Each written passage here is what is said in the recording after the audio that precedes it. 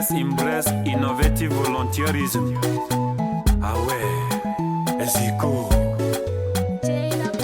Africa has sometimes been jokingly called a continent of so many policies, or a cemetery for policies. And that's true. And today we're going to discuss how can we leverage policy harmonization to be able to drive implementation of climate action in the continent. Policy, as we know, is the biggest driver of change. In Africa, the challenge is not the absence of relevant policy, but rather in the implementation of policy. And this implementation gap exists because of policy silos. A policy may require the input of different agencies within a government.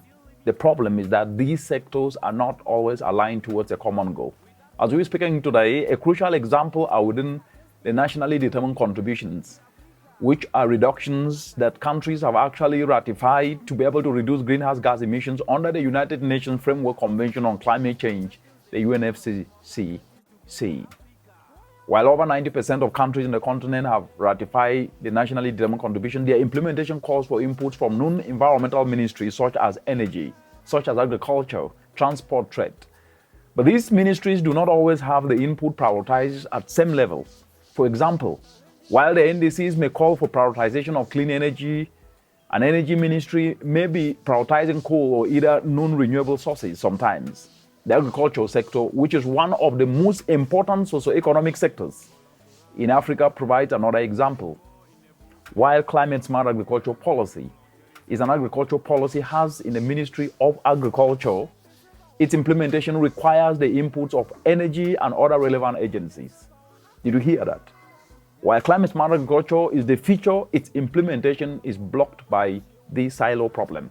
But the question that we must all ask is, how can these silos be breached? And that's what I want to answer today. The answer lies in leveraging ground-level innovations that practically demonstrate multi-dimensional benefits of this cross-sectorial synchronization of actions. And in so doing, it optimally meets the sectoral priorities of the ministries involved. So let's face it, as we know, policy is not always established through top-down approaches. That's a fact, and that's the way to go, right? Effective policy is established more through bottom-up approaches, where pockets of success stories from grand actions are leveraged to inform and influence policy. Grand actors, as we know, and from the work we are doing, applying climate action solutions, especially climate-smart agricultural techniques such as use of biofertilizers, use of minimum tillage, to ensure increased yields of nutrient-rich food, provide much-needed data that can be used to inform the national standards in countries to integrate these climate-smart agricultural techniques as tools for achieving food, health, quality standards. Another example is food safety. As we know, aflatoxins are a major threat to the food safety that we know in the continent. Solar dryers, which are climate action solutions, have been proven capable of effectively, affordable, and efficiently dehydrating agro produce to below 10% moisture content needed to prevent growth of aflatoxin. Data shows that application of such solar dryers reduces aflatoxin incidence by up to 58%.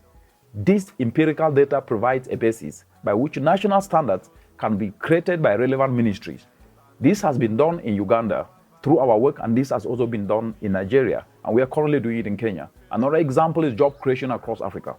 The African continent needs to create no less than 12 million jobs each and every year. Implementation of employment policies needs enablers in the form of incentives that come from different ministries. For example, the finance ministry in every country may need to put in place fiscal incentives to activate investment in certain sectors that can engage youth in job creation. Energy and transport ministry may need to put in place certain infrastructural incentives to activate optimal job creating investments. But the big question is, how do we know which sectors or which sub-sectors to incentivize to have a maximum impact on job creation? And this is where empirical data becomes critical. And this is an example of how empirical data can inform policy to create jobs in the agricultural sector. As we know today, Africa is losing $48 billion every year as a result of inefficiency in the agro value chain, post-harvest losses, while it imports billions worth of food annually. Empirical data from our work in Nigeria, Cameroon, Uganda shows that convening agro-value chain actors in local cooperatives can cut their post-harvest losses. So the point here is that government could focus on creating more agricultural cooperatives to increase profits of local farmers. In Kenya here, we are seeing people coming together, rallying around a solar dryer Through innovative operational grant policy implementation actions, data is generated that demonstrate how cross-sectoral policy implementation, innovative, collaborative actions can be undertaken to drive realization of policy aims of the different sectors involved. And by this, inform the much-needed policy-level harmonization to drive implementation from a practical dimension that has proven workable, and in doing so results in the implementation of all the policies at one go at a grand implementation point.